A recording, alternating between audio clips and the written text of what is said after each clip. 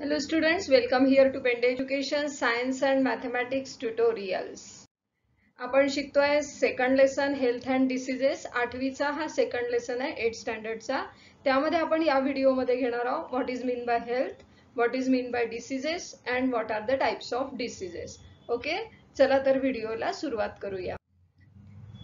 Health and diseases हे तुमच्या टेक्स्टबुकचंच page आहे आणि टेक्स्टबुकचं पेज मी तुम्हाला पूर्णपणे लेसन्स व्यवस्थित शिकवणार आहे. तर आता आपण शिकूया health and diseases. Okay, can you recall तुम्हाला इथे दिलेला आहे या पेजवरती की कॅन यू रिकॉल.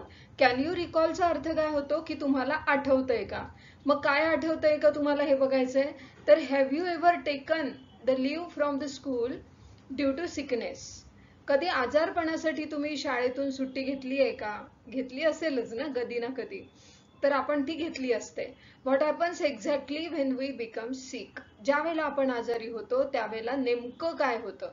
काय होतं नेमकं तुम्ही सांगू शकता का काय होतं. कधी कोणाला ताप आलेला असतो, कधी कोणाला सर्दी पडसं झालेलं असतं, कोणाला उलट्या झालेल्या असतात. म्हणजेच काय तर आपलं जे नॉर्मल लाईफ असतं, आपण जे नॉर्मली जगत असतो त्यामध्ये काहीतरी डिस्टर्बन्स होतं. ठीक आहे. Sometimes we feel good and even without taking any medicine and sometimes we need to consult doctor and take regular medicines in the sickness. Why is it so. असं का होतं मग की कधी कधी आपल्याला दवाखान्यात जावं लागतं, बरं वाटत नाही, आणि कधी कधी मात्र कुठल्याही प्रकारचं औषध गोळ्या न घेता आपल्याला बरं वाटून जातं. मग असं का होतं. तर हे सगळं आपल्याला या लेसन मध्ये शिकायचं आहे. तर थोडक्यात सांगायचं तर तसं का होतं. तर ज्याची इम्युनिटी चांगली असेल, ज्याची रोगप्रतिकार शक्ती चांगली असेल, त्यांचे बरेचसे आजार हे जागेवरच थांबतात किंवा जास्त ते बळावत नाहीत. ठीक आहे. आता हेल्थ म्हणजे काय ते पाहूया. Health is a state of complete physical, mental and social well-beingness and not merely the absence of any disease. आता तुमच्यापैकी जर कोणाला विचारलं की what is mean by health, तर काही जणांचा असा संबंध असतो की कोणी हेल्दी आहे याचा अर्थ खूप लठ्ठ असेल तर आपण त्याला हेल्दी आहे म्हणतो, पण तो शब्द चुकीचा आहे. किंवा काही जणांना काय वाटतं की कुठलाही रोग नाही आहे तेव्हा आपण त्याला हेल्दी म्हणूया, पण ते सुद्धा चुकीचं आहे. तर हेल्थ कशाला म्हणता येते. तर health is a state of complete physical. Physical म्हणजे शारीरिक, मेंटल, मेंटल म्हणजे मानसिक, आणि सोशल वेलबिंगनेस. सोशल म्हणजे सामाजिक. आपली आपली जी परिस्थिती आहे ती आपली शारीरिक क्षमता सुद्धा चांगली असली पाहिजे. आपण मेंटली पण फिट असलो पाहिजे, आनंदी असलो पाहिजे, दुःख विसरण्याची आपल्यात कॅपॅसिटी असली पाहिजे. आणि सोशल वेलबिंगनेस. सोशल वेलबिंगनेस कशाला म्हणतात. तर सामाजिक कार्यांमध्ये आपण भाग घेतला पाहिजे, आपले मित्रपरिवार मोठा असला पाहिजे, त्याला सोशल वेलबिंगनेस म्हणतात. And not merely the absence of any disease. म्हणजेच काय तर फक्त शारीरिक आजार नसणं म्हणजे हेल्दी असणं असं नाहीये. तर शारीरिक आजारही नसावा आणि मेंटल पण व्यक्ती आजारी नसावा आणि सोशल सुद्धा ते व्यवस्थित असावे.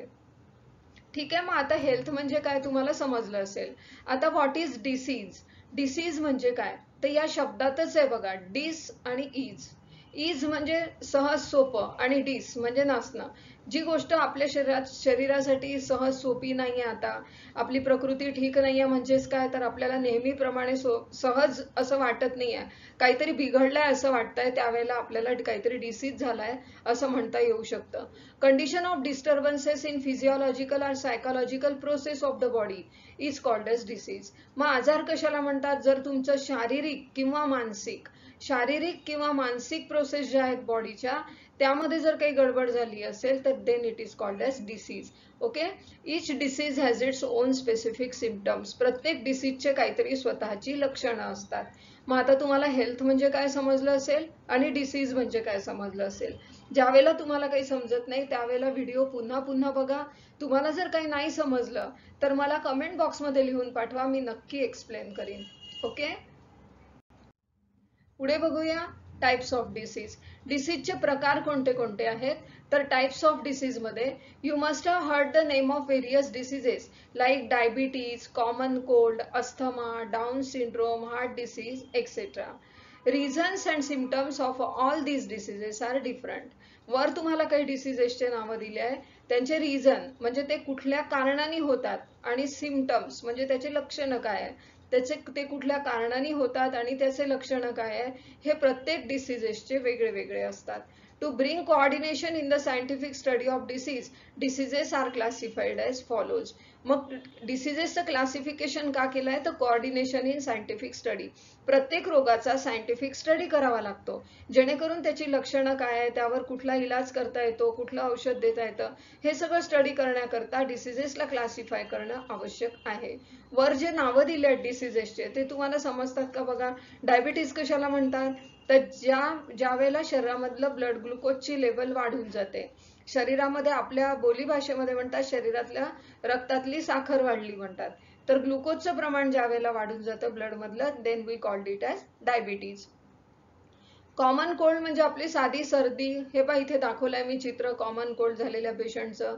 त्यानंतर अस्थमा म्हणजे दमा, ज्यांना श्वास घेता येत नाही, धाप लागते, धावता पळता येत नाही, त्यांना झोपता येत नाही, उठून बसावं लागतं, खोकला येत राहतो, खोकल्याच्या उबळ येत राहतात, त्याला आपण अस्थमा म्हणतो. देन डाऊन सिंड्रोम हे बघा हे असं ज्याला आपण आजकाल गतिमंद म्हणतात पण पूर्वी त्यांना मतिमंद मुलं म्हणायचे, तो रोग जो आहे it is called as down syndrome.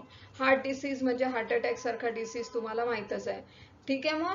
मग प्रत्येक रोगाचे लक्षणं वेगळे वेगळे असतात आणि प्रत्येक रोग होण्यामागचे कारण सुद्धा वेगळे वेगळे असतात. त्यानुसार मग आता टाइप्स ऑफ डिसीज केलेले आहे अकॉर्डिंग टू ड्युरेशन म्हणजे काय तर कालावधी, कोणता रोग किती काळपर्यंत राहतो हे सांगणे, त्यानुसार त्याचे प्रकार पाडलेले आहेत. एक प्रकार आहे क्रॉनिक डिसीज आणि दुसरा प्रकार आहे ॲक्यूट डिसीज. क्रॉनिक डिसीज कशाला म्हणतात, ज्या वेळेला एखादा रोग हळूहळू होतो, बळावतो आणि नंतर तो बरा व्हायलाही खूप कालावधी घेतो, त्यानंतर बॉडीला पण तो खूप डॅमेज करतो, त्याला म्हणतात chronic disease. For example heart disease, त्याच्यानंतर डायबिटीज, अस्थमा हे क्रॉनिक डिसीजेस आहे. थायरॉइडचा आजार असणं हे क्रॉनिक डिसीजेस आहे. म्हणजे त्यानंतर टीबी झालं, ट्युबरक्युलोसिस, कॅन्सर हे क्रॉनिक डिसीजेस आहे. हळूहळू होत जातात, ते खूप वाढतात, मग पूर्ण बॉडीला त्रास होतो, परमनंटली काहीतरी डॅमेज होऊन जातं आणि मग नंतर बरा होतानाही तो खूप हळूहळू होतो किंवा कधी कधी तो बराही होत नाही, तो आपल्या आयुष्यभर आपली साथ देतो. Second one is acute disease. Acute disease कशाला म्हणतात तर पटकन झाला, पटकन औषध घेतलं, पटकन बरा झाला, कधी कधी न औषध घेताही बरा झाला, we called it as acute diseases. म्हणजे फॉर एक्झाम्पल सर्दी, पडसं, खोकला, ताप पटकन आला, पटकन औषध घेतलं, 2 दिवसात बराही झाला, पेशंट नॉर्मल होऊन फिरायलाही गेला, त्याला म्हणतात ॲक्यूट डिसीज. ओके, समजतंय ना तुम्हाला सगळं नक्की.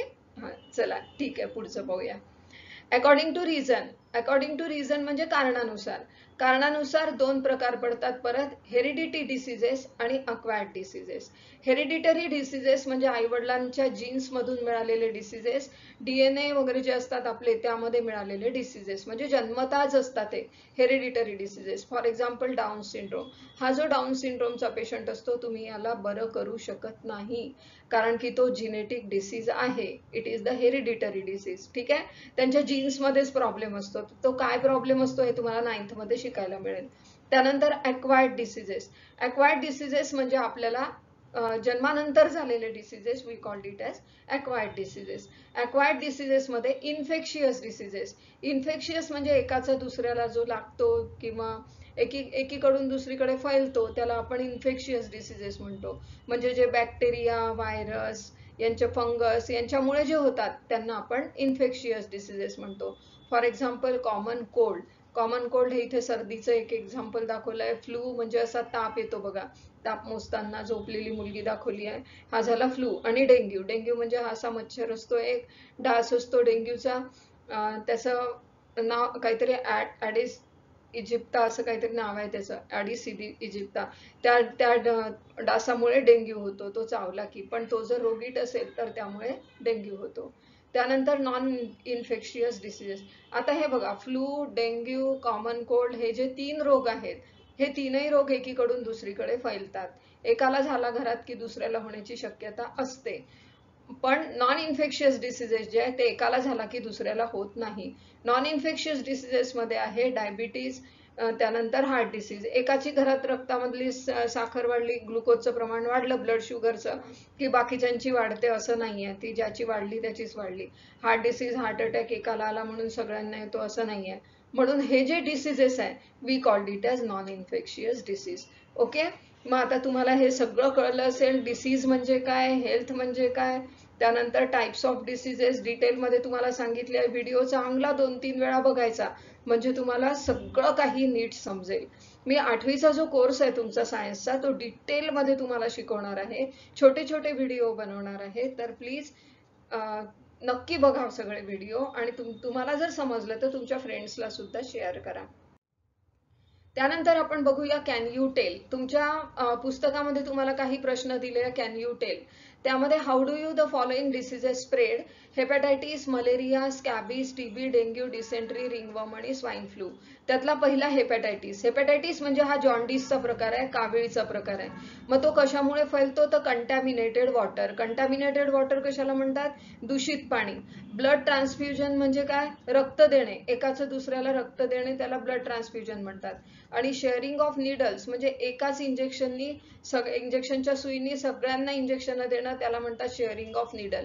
त्यांनी हेपॅटायटिस पसरतो. कारण काय, मग दूषित पाण्यातून, त्यानंतर ब्लड ट्रान्सफ्युजन केल्याने म्हणजे ब्लड घेतल्याने किंवा दिल्याने, आणि शेअरिंग ऑफ निडल्सनी. Second one is malaria. Malaria कशाने फैलतो, तर bite of infected female anopheles mosquito. Female anopheles नावाचा जो मॉस्किटो आहे, जो डास आहे, तो चावल्यामुळे, तो जर इन्फेक्टेड असेल डास, तर तो आपल्यापर्यंत सुद्धा तो ज्यावेळेला चावतो त्यावेळेला तो इन्फेक्शियस मटेरियल आपल्या बॉडीमध्ये सोडून देतो, म्हणून आपल्याला मग मलेरिया होतो. Second one is scabies. Scabies म्हणजे खाज येणे, खरूज म्हणतात त्याला, खाजपेक्षा खरूज म्हणतात. असे बोट असतात की नाही, या बोटांच्या मध्ये मध्ये खाज येते बघा, काही जणांना बारीक बारीक पिवळे फोड येतात, त्याला स्कॅबीज म्हणतात. Spread by direct or prolong skin to skin contact or by sharing the things.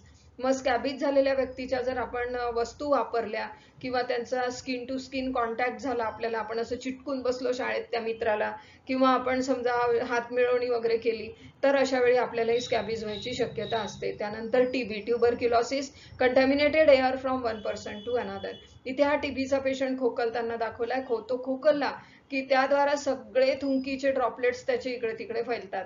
त्यातले जे जड ड्रॉपलेट्स असतात ते खाली पडतात लगेच, पण जे हलके आणि छोटे छोटे ड्रॉपलेट्स असतात ते ड्रॉपलेट्स मात्र हवेमध्ये इकडे तिकडे पसरतात. आणि मग त्यावेळी जर इथे कोणी हेल्दी पर्सन आला, त्यांनी श्वास घेतला, तर त्याच्या श्वासामध्ये हे सगळे ड्रॉपलेट्स जातात, मग त्यालाही टीबी होण्याची शक्यता असते. Then dengue due to the bite of mosquito aedes इजिप्टिया.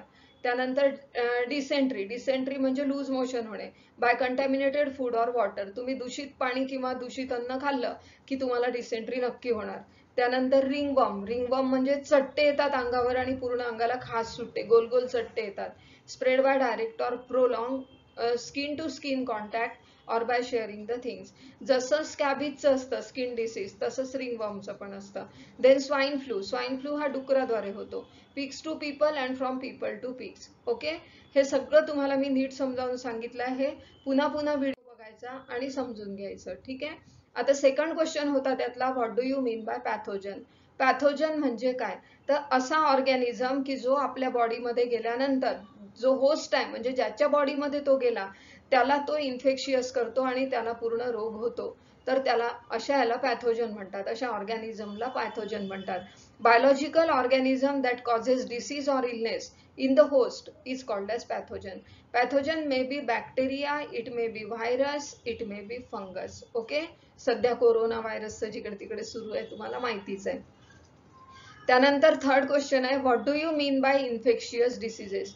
Infectious diseases म्हणजे काय, तर diseases that spread through air, water, food, sexual contact और vectors like insects are called as infectious diseases. म्हणजे असे डिसीजेस की जे फैलतात, कोणाच्या थ्रू फैलतात, तर एअर, हवेतून फैलतात, पाण्यातून फैलतात, अन्नातून फैलतात, त्यानंतर तशा रोगी माणसासोबत लग्न झालं तर फैलतात, त्यानंतर व्हेक्टर्स लाईक इन्सेक्ट म्हणजे डास वगैरे जे आहे त्यांच्याद्वारा फैलतात, they are called as infectious diseases. ठीक आहे, इथे हा बघा, हा टीबीचा पेशंट दाखवलेला आहे मी तुम्हाला, की तो खोकलला की त्याच्या थुंकीमध्ये रक्त येतं. या ठिकाणी मी जॉन्डिसचा पेशंट दाखवलाय, कावीळचा पेशंट दाखवलाय. याचे डोळे बघा, डोळे पिवळे झालेले असतात, त्वचेवरती पूर्ण पिवळसरपणा आलेला असतो. आणि हा कॉलराचा पेशंट आहे. कॉलराच्या पेशंटमध्ये त्याला इतके जास्त लूज मोशन्स होतात की त्याची पूर्ण बॉडी अशी सुकून जाते आणि एकदम त्याला धाप लागते आणि कसाच्या कसाच तो करायला लागतो. ठीक आहे, हा कॉलराचा पेशंट आहे. तर अशा पद्धतीने तुम्हाला types of diseases, infection disease म्हणजे काय, त्यानंतर पॅथोजन म्हणजे काय, हेल्थ म्हणजे काय, हे सगळं आता तुम्हाला नीट समजलं असेलच असं मला वाटतंय. तर जर व्हिडिओ आवडला तर चॅनलला नक्की सबस्क्राईब करा, कारण मी याच पद्धतीने तुम्हाला अतिशय सोप्या आणि साध्या पद्धतीने तुम्हाला मी सायन्स शिकवणार आहे. तर सबस्क्राईब करा चॅनलला आणि बेल आयकॉनचं बटन दाबा, जेणेकरून तुम्हाला पुढचं सायन्स शिकता येईल. आणि जर व्हिडिओ आवडला तर लाईक आणि शेअर करायला विसरू नका. Thank you so much. Wish you all the best. पुन्हा भेटूया पुढच्या व्हिडिओमध्ये.